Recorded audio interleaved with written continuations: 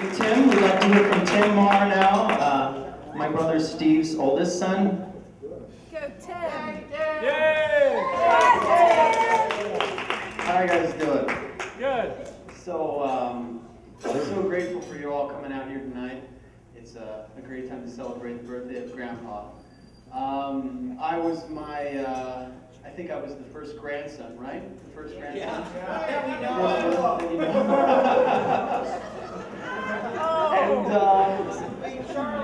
Yeah, I remember growing up and being really close with my grandpa. I remember showing up to his house in Santa Maria and just being really excited to be there with his huge museum of musical instruments.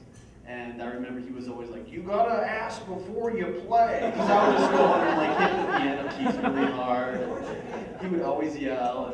And it was cute. He would always do it in a certain way that was kind of like really gruff. But at the same time, you know, there's a lot of heart behind it. I remember going over there and just sleeping upstairs and being all, you know, sleeping on that stiff bed and waking up in the morning and We used to call the second floor the cellar. Exactly.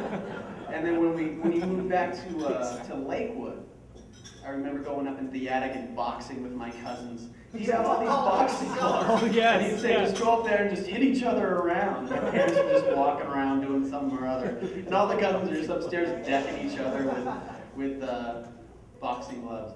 I remember, and it got to a point where, you know, I got to be older, I got to be stronger, and going over to Grandpa's meant you were going over to do some work. Come over, Tim, we're gonna have a great time. I remember spending all day like working on this this garden thing. I had to lay this plastic down and lay all these stones and everything Pull else. those weeds, Tim. Pull those weeds. And I remember he looked at me and said, "Tim, you got a good heart, but you just don't work too hard." It was great. And I'd get up and we'd have some cold cut sandwich and just hang out and sleep in the attic. It was a lot of fun. In the cellar? There was a cellar? I guess there was a cellar, but I remember the music was what I really loved about Grandpa. And I remember as a little kid, I used to sing all the time. I used to do a bunch of music, did a lot of bands. And it was a very important part of my life. And because of that, you know, because of Grandpa's love of music, for his thousands of broken instruments in the garage. They need work. Yeah, they need work. So, but it's because of that we've had, you know, I've had that love of music, and it's been a lot of fun. So, thank you so much, Grandpa, for sticking around so long. Don't go anywhere. All right.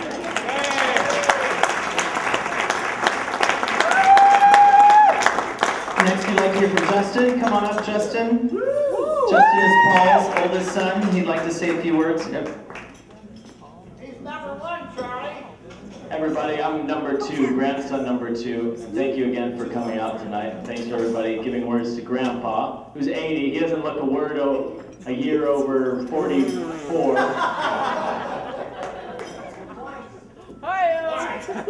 Anyhow, I remember Grandpa used to live in Long Beach, California, and he had a long slide, and he would go out and he would prepare the slide. We couldn't go down it until he lubricated it with water very thoroughly. We were excited, chomping at the bit to climb the ladder, and Grandpa would spray it with the hose. He said, "Just wait, put on your tubies, inflate all of the inflatable toys, spray down the slide. Now you can go down the slide." And so we'd go down, and we loved the swimming pool, and going out to Long Beach to visit Grandpa and Grandma Donna. I do, yes. And Grandpa told us once, we asked him if he could do a rap song. And we were in the backyard there. And so Grandpa turns his hat sideways like this. And he goes, "Put some salt and pepper on your corn and mashed potatoes. And if you don't do what Grandpa says, there'll be no dessert." You remember that? And Grandpa and Grandma Donna, they'd go on a few trips to Europe to get in touch with our European roots. As you know, Maurer, it means mason or stone cutter. We built all the castles in Europe. So when you guys know why our fingers are so fat, it's because we had so many years of stonework and masonry in our blood. But the thing is, as you know about a lot of musicians, they don't really like to work. And so the way around working was to entertain the kings and the queens. And we had some royalty in our blood. There was a Latvian duchess, right? What was her name, Grandpa? Margus. Duchess Margus. And she left Europe for the States, and a lot of the Germans ended up in Pittsburgh to work in the steel mills. And that's where, what's that? Still mill. Steel mill. And they washed their hands after they worked in the steel mill out in Pittsburgh. And eventually they made it to the West Coast.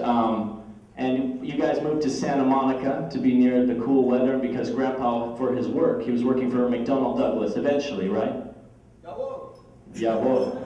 And a few years later, he got married to Grandma Donna, and they went to Europe. And Grandpa went to Italy. And in Italy, he really had a hankering for spaghetti with meatballs. And so Grandpa went into an Italian restaurant in the middle, somewhere in Italy, very rural. And he goes, "I will have the spaghetti and meatballs." And the waitress just gave him a look. He goes, "Please, per favore, grazie, per favore, spaghetti meatballs." And he thought the louder he would yell it, the more they would understand what he wanted, thinking that it was a specialty in the region. Eventually, fettuccine or linguine was all you got. But I would like to thank Grandpa very much, because music, as you know, is important to Grandpa, and it's important for all of us. And it was very inspiring for us to go over. We would swim in the pool in Long Beach, and we would go into the garage, and we'd play with the instruments. We'd hear the rap songs. We'd hear the stories about the travels to discover the roots of the Maurers in Germany, the spaghetti meatballs, the Latvian Duchess. Then we would go, and we would make lots of noise. Grandpa, if you go to his house, he has cassette tapes that sound like this. And you can hear all the music we made as young children there. So if you have a hankering, maybe someone can put together an anthology. Maybe IC Care can fund an anthology of music. And just remember, if you hear, it's the Maurer grandchildren at Grandpa's, and happy birthday, Grandpa. I love you very much.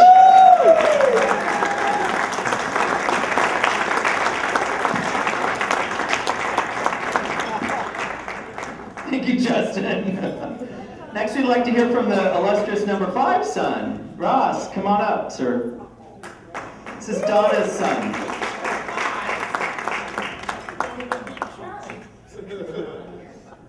Well, I'm sorry, but yeah, I won't be Charlie. A long time ago, I get a phone call. Mother says she's moved to California. I said, "What for?" Why would anybody move to California? It's going to fall in the ocean. So 2 years after that, I get a phone call. I met this man, I'm getting married. It's like, why is it going to fall in the ocean? Where are you staying? So I came out for the wedding. I met this wonderful man.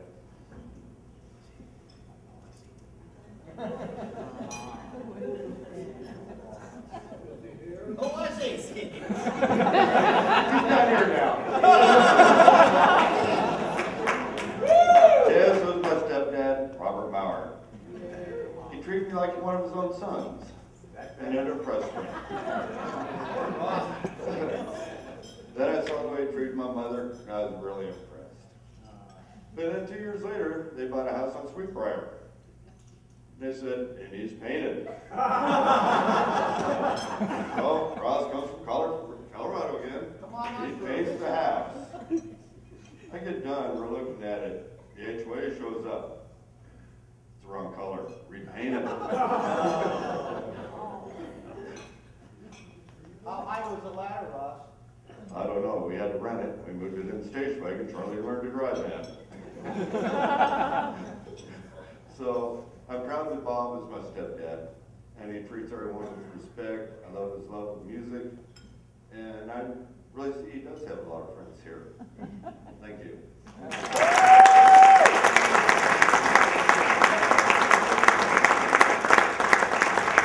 Okay, at this time we'd like to open it up to the community. Those of you at the tables that didn't get a chance to sign up with me, if anybody has a great story or something nice, clean language only, about my father, Robert, come on up.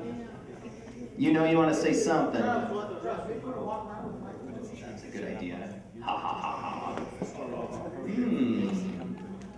Well, I feel like I'm in a talk show. Ronaldo. Folks who'd like to open it up. Oh, Father Russell, okay, yeah. The teeny tiny brother. Hi, Father Russell. From Pittsburgh.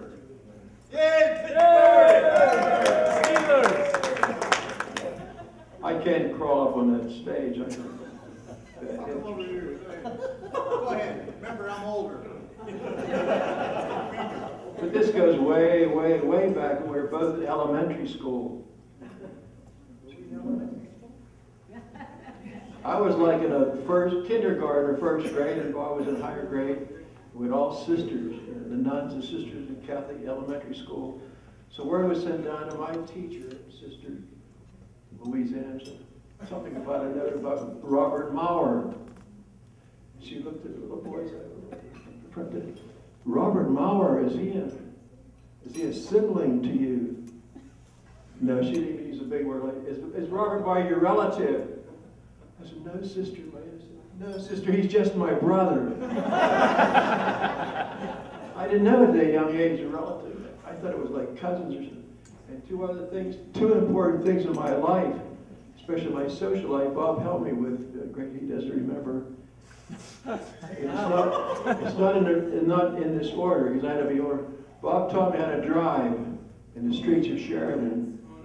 That day, we had a clutch. You remember what a clutch is? He had to shift gears and push the clutch all the way when he came to a stop. So he was very patient with me. And then my braking as a new driver, what would be too hard to? So he made just touch and tap it. So he really taught me how to drive. 14 damaged cars later. One of the most important things in my life, not necessarily in that order I said, because this came first. Robert taught me how to dance. Show us! At Show Langley us High the School. dance! Dance. Dance! At Langley High School, he was known as Twinkle Toes.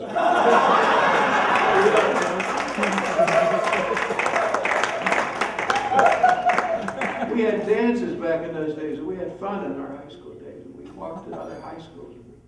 Where's Charlie? Behind you. What did you do for my ordination party? Bob helped at my ordination party too. At my 25th anniversary, Bob helped. I don't remember it too much. When you get old, sometimes your memory's affected. Where'd Charlie go? Behind you. Let's give a hand for Father Russell, guys.